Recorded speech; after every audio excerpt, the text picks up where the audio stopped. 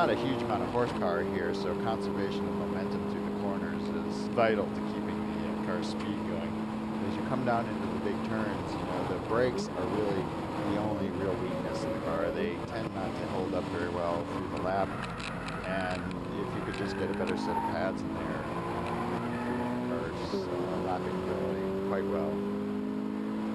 So often happens that in the process of changing gear, we smack the windshield wiper lever.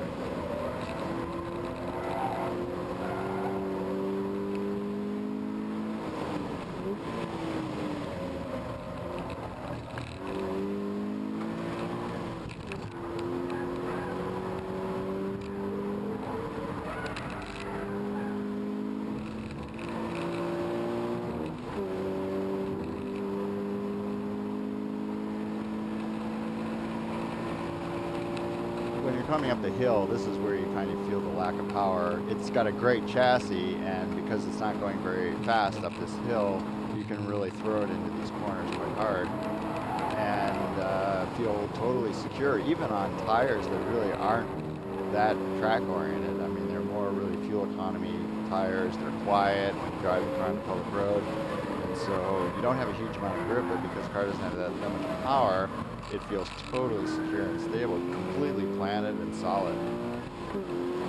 Part of the trick of driving fast is feeling secure. I mean, if you feel comfortable in the car, you'll press harder.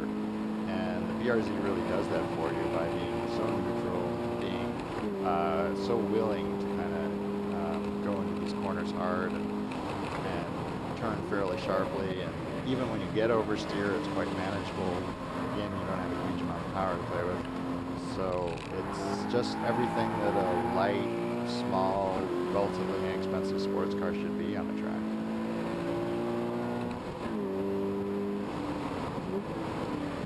The driving position on the BRZ is quite ideal. You can really make yourself comfortable, get up close to the wheel.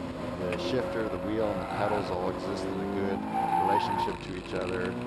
So driving fast, you feel completely comfortable.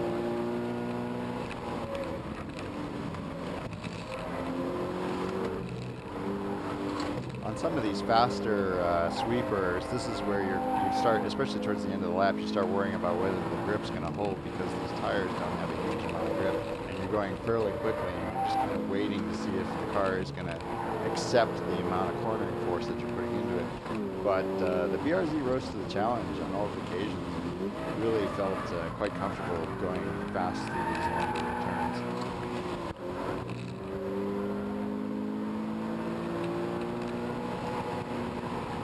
As you come down into this bowl, you really use the camber to your favor, and you kind of throw the car hard against the edges, and you kind of pop out onto the straightaway at a pretty good clip, kind of slingshots out onto the straightaway.